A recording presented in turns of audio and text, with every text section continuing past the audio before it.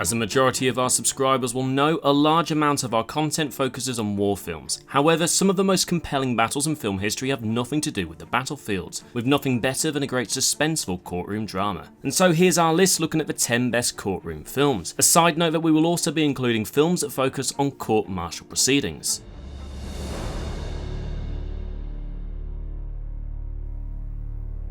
Number 10, A Few Good Men. And maybe he didn't have any friends.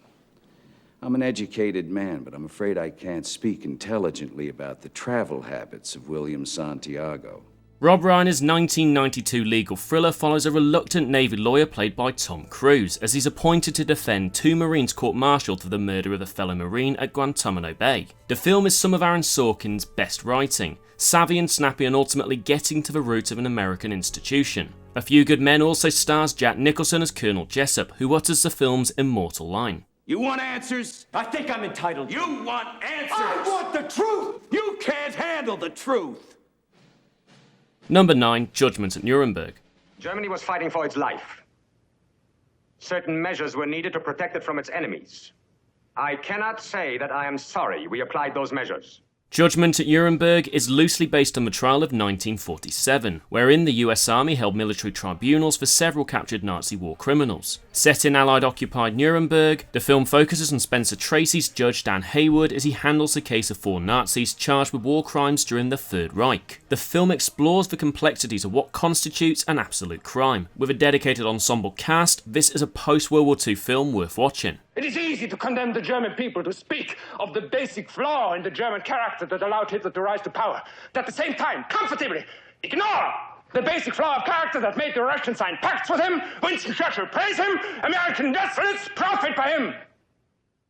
Number 8, Anatomy of a Murder. Mrs. Mannion, wouldn't you say that a Catholic who can blithely ignore one of the cardinal rules of her church could also easily ignore an oath taken on one of its artifacts, say, an oath taken on a rosary? In Anatomy of a Murder, a small-town Michigan lawyer played by James Stewart takes on the case of a US Army lieutenant charged with first-degree murder of a bartender he believed had raped his wife. Director Otto Preminger further decided to give the film that extra bit of realism by casting real-life lawyer Joseph N. Welch as Judge Weaver. The film is ultimately a thought-provoking and brilliantly acted legal drama.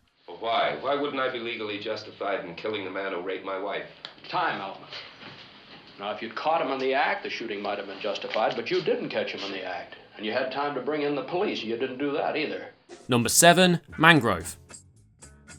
We need justice. We need to defend ourselves against Powell and his rivers of blood and nonsense. Whilst the trial of Chicago 7 was brilliant, Steve McQueen's Mangrove was by far the superior 2020 courtroom drama. Mangrove centres on the trial of the Mangrove 9, a group of black British activists tried for inciting a riot at a protest against the police in London in 1970. Mangrove elevates the genre of the courtroom drama with striking and evocative compositions, stunning performances and a real sense of place, and McQueen's style of visual storytelling is unparalleled. Today we are saying enough is enough!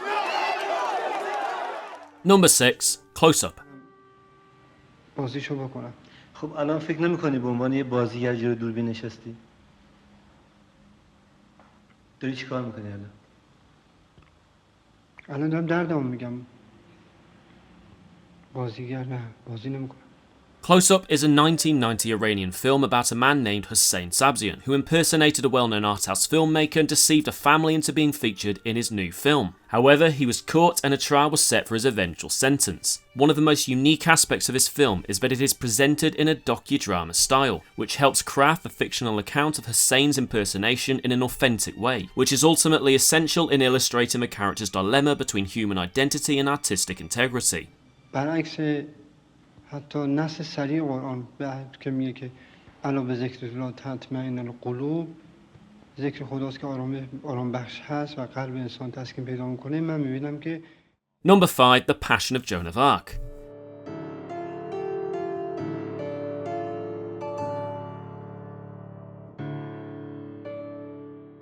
With her life, and particularly final days, the subject to so many cinematic interpretations over the years, Joan of Arc's trial might be the most frequently dramatised in film, though Carl Theodor Dreyer's The Passion of Joan of Arc has the distinction of being the only interpretation to feature in the Vatican's list of approved films. Based on the 1431 trial and subsequent martyring of the teenage would-be liberator of France, Dreyer's film melds realism with ecstatic melodrama.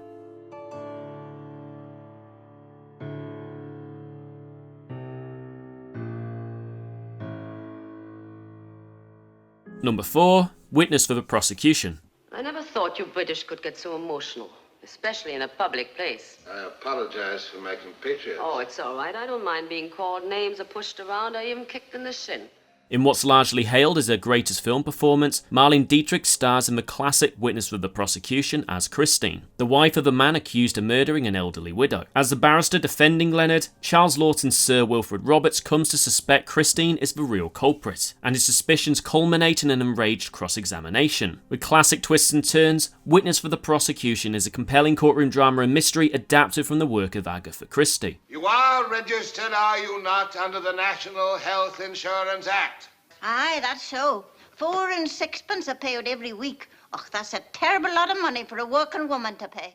Number 3. To Kill a Mockingbird. Thank you. Now, will you identify the man who beat you? Most certainly will. Sitting right yonder. Tom, will you stand up, please? Let Miss Mayella have a good long look at you.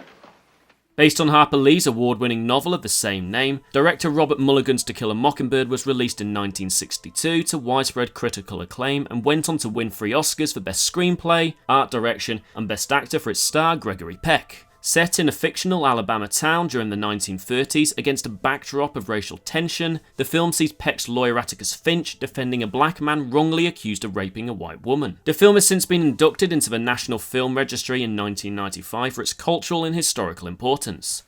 Without passion, the evidence that you have heard, come to a decision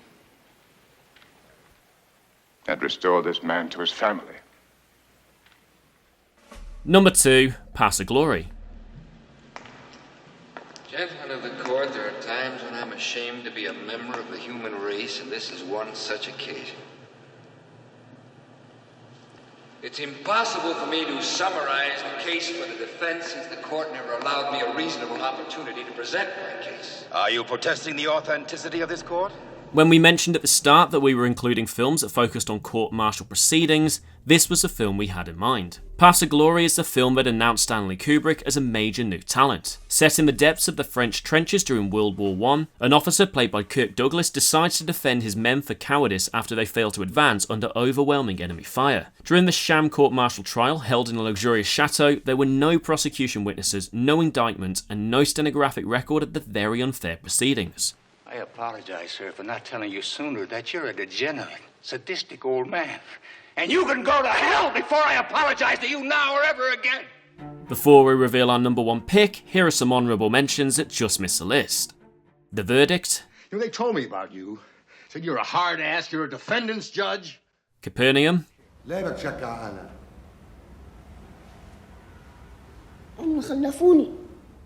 Inherit the Wind. I think my client has already been found guilty. In the Name of the Father. And he was foolish and he was in the wrong place at the wrong time. Mrs. Pierce, I will have you removed from the court. My Cousin Vinny. Can you answer the question? No, it is a trick question. Why is it a trick question? Watch this. Number 1, 12 Angry Men. I want to hear your arguments. I gave you my arguments. We're not convinced. Still as endlessly rewatchable and relevant as it ever was, Sidney Lumet's dissection of how the flaws and biases in a trial by jury are both its weaknesses and its strengths is an essential part of a 20th century canon. 11 of the dozen jury members of the title are all sure that a young man has killed his father and are ready to send him to the electric chair. However, Henry Fonda leverages all of his good guy aura to show that doubt isn't necessarily an admission of weakness. Why don't you take that stuff about the old man who lived there and heard everything? Or this business about the knife. What, because we found another one exactly like it? The old man saw him right there on the stairs. Thank you for watching. Do you have your own opinions? Leave them in the comments below. Make sure you hit the subscribe button for new content every week.